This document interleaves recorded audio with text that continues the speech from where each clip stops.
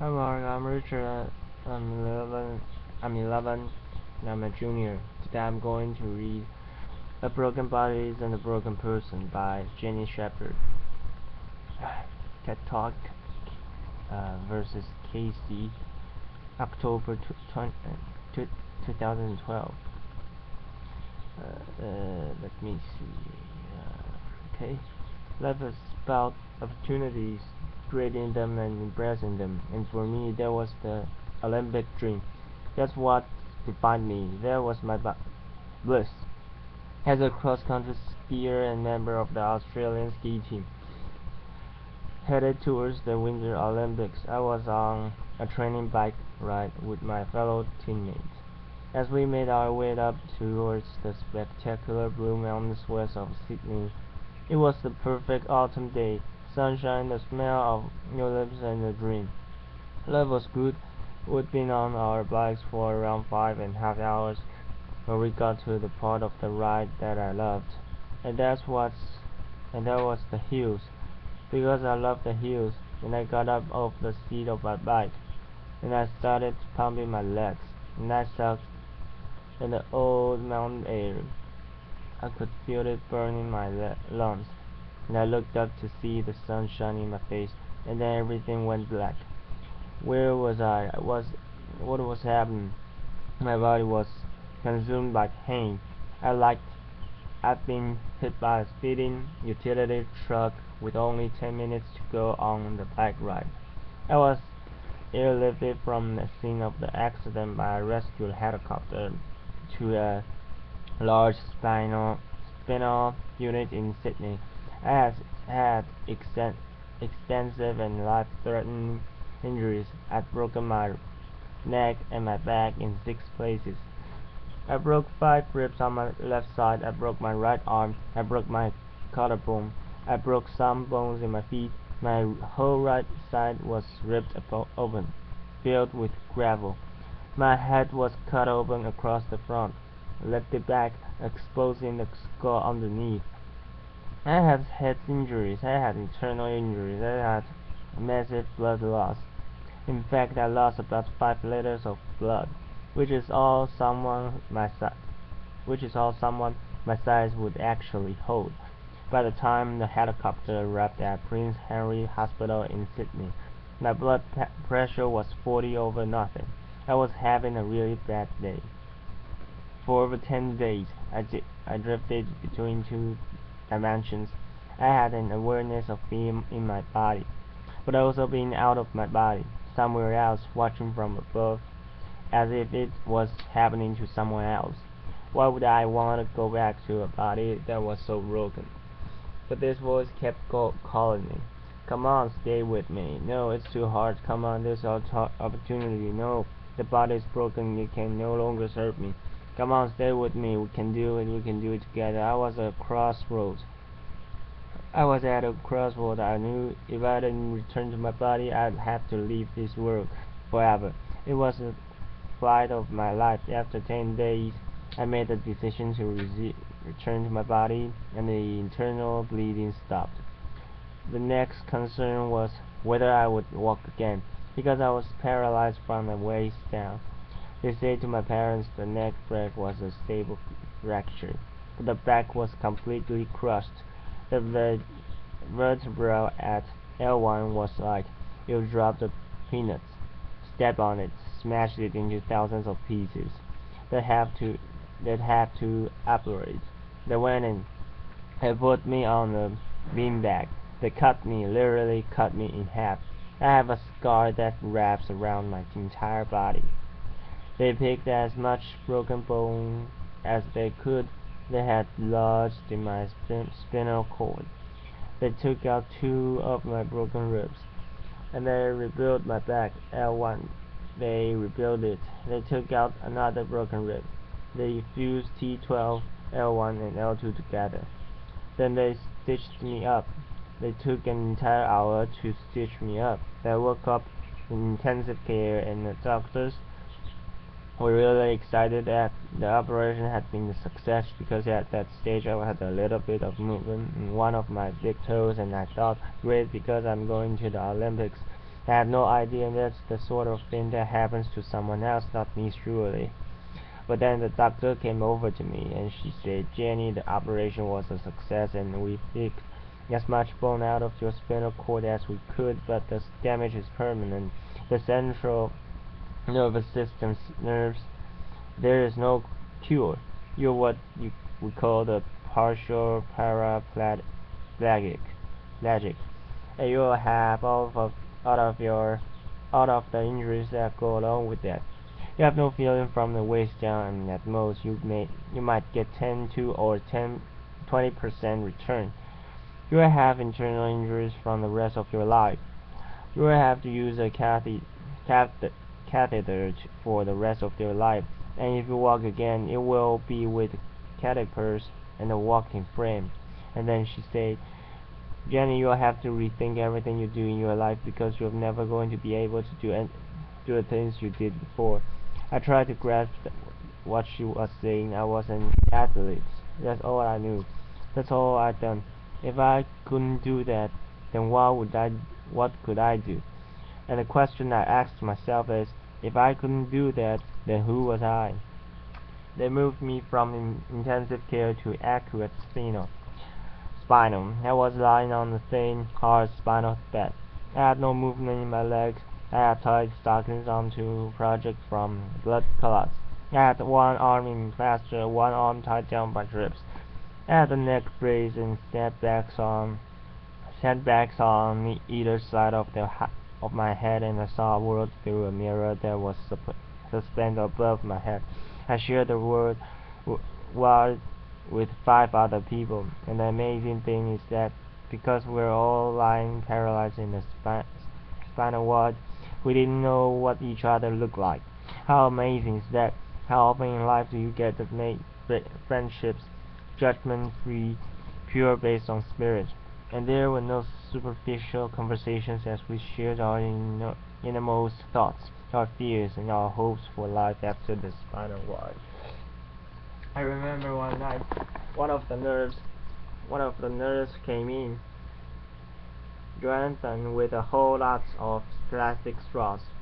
He pulled a pile on top of each of us, and he said, start threading them together. Well, there wasn't much else to do in the spinal ward, so we did. And when we'd finished, he went around silently and joined all of the straws up till it looked around the whole ward. And then he said, okay everyone, hold on to your straws. And we did. And he said, right now we're all connected. As we held on, and we breathed as one. We knew we weren't on this journey alone, and even lying paralyzed in the spinal ward, there were moments of incredible depth and richness, of authenticity and connection that I had never experienced before. And each of us knew that when we left the spinal ward, we would never be the same. After 6 months, it was time to go home. I remember Dad pushing me outside in my wheelchair, wrapped in a plaster body cast and feeling the sun on my face for the first time. I sucked it up, and I thought, how could I ever have taken this for granted? I felt so incredibly grateful for my life. But before I left the hospital, the head nurse had said to me, Jenny, I want you to be ready, because when you get home something's going to happen. And I said, what? And she said, you're going to get depressed. And I said, not me, not Jenny the machine, which was my nickname. She said, you are, because see, it happens to everyone. In the spinal ward, that's normal. You are in a wheelchair, that's normal, but you are going to get home and realize how different life is. And I got home and something happened. I realized Sister Sam was right. I did get depressed. I was in my wheelchair. I had no feeling from the waist down attached to a catheter bottle. I couldn't walk. I had lost so much weight in the hospital. I now weighed about 80 pounds. And I wanted to give up.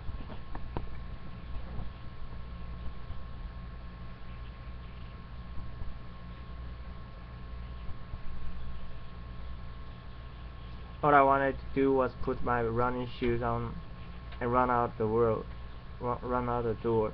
I wanted my old life back. I wanted my body back. And I can remember Mom sitting on the end of my bed and say, I wonder if life will ever be good again.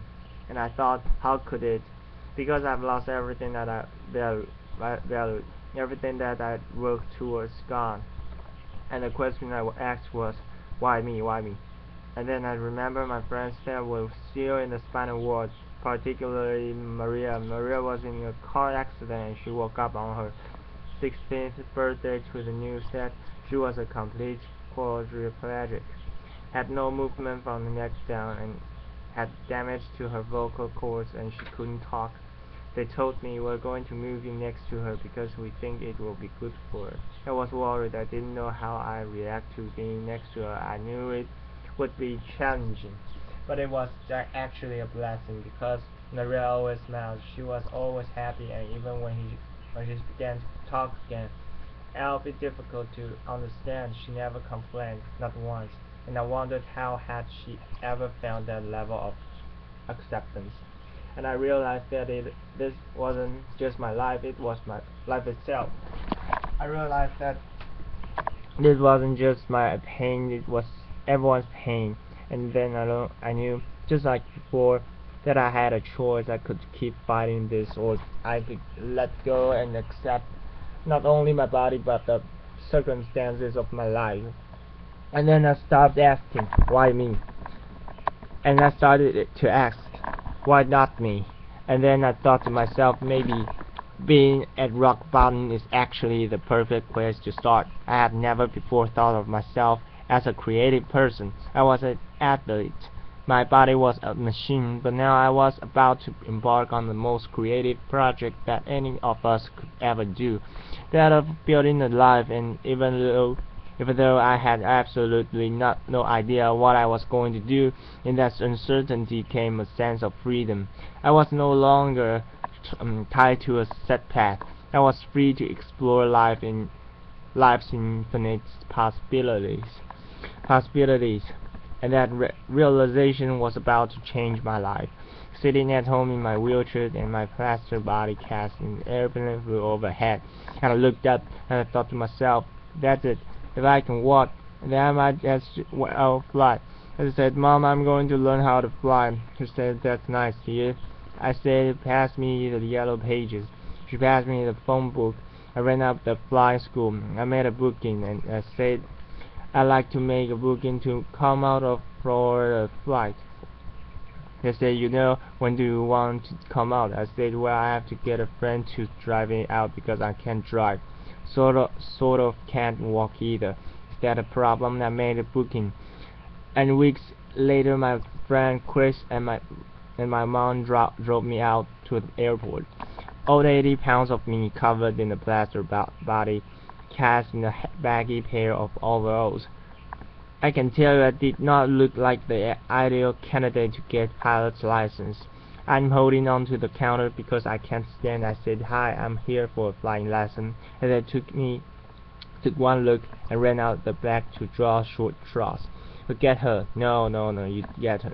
You take her. Finally, this guy comes out. He goes, hi, I'm Andrew, and I'm going to take you flying. I go, great, and so they drive me down, and they get me out on the tarmac. And there was this red, white, and blue airplane. It was beautiful. They lifted me into the cockpit. They had to slide me up on the wing, put me in the cockpit. They sat me down. There are buttons and dials everywhere I'm going. Wow, well, how do you ever know what all these buttons and dials do? Andrew and the instructor got in the front, started the airplane up. He said, would you like to have a go at taxiing? That's when you use your feet to control the rudder pedals to control the airplane on the ground. I said, no, I can't use my legs. He went, oh, I said, but I can use my hands. And he said, okay. So he got over to the runway and he applied to the power. And as we took off down the runway, and the wheels lifted up off the tarmac, and we become airborne. I had the most incredible sense of freedom, and Andrew said to me, as we got over the training area, you see the mountain over there? And I said, yeah. And he said, yeah, well, you take the controls and you fly towards that mountain. And as I looked up, I realized that he is pointing toward the blue mountains where the journey had begun. And I looked at the controls, and I was flying, and I was a long, long way from that spinal wall. And I knew right then that I was going to be a pilot. Didn't know how the earth. I'd never passed a medical, but I worried about that later, because right now I had a dream. So I went home, I got a training diary out, and I had a plan. And I practiced my walking as much as I could. And I went from the point of two people holding me up to one person holding me up to the point where I could walk around the furniture as long as it wasn't too far apart. And then I made great progression to the point where I could walk around the house holding onto the walls like this, and Mom said she was forever following me, whipping off my fingerprints. But at least she always knew where I was. So while the doctors continued to operate and put my body back together again, I went on with my theory study, and then eventually, amazingly, I passed my pilot's medical, and that was my green light to fly. And I spent every moment I could out at that flying school, way out of my comfort zone. All these young guys that wanted to be Qantas pilots, and little old Hop along me in first my plaster cast, and then my steel brace and my baggy overalls, my bag of medication and catheters, and my lip, and they used to look at me and think, whoa, who is she? Who is she kidding? She's never going to be able to do this. And sometimes I thought that too, but that didn't matter, because now there was something inside that burned that far out with my injuries. And little goals kept me going along the way, and eventually I got my private pilot's license, and then I learned to navigate, and I flew my friends around Australia.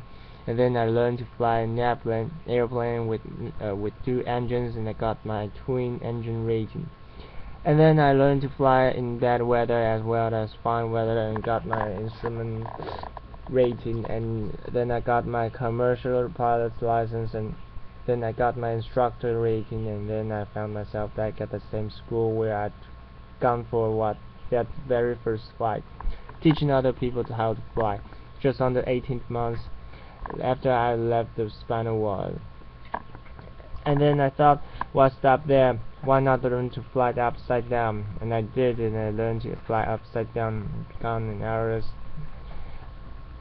aerobatics fly instructor, and my mom and dad never been up. But then I knew for certain that although my body might be limited, it was my spirit that was unstoppable. The philosopher Lao Tzu once said,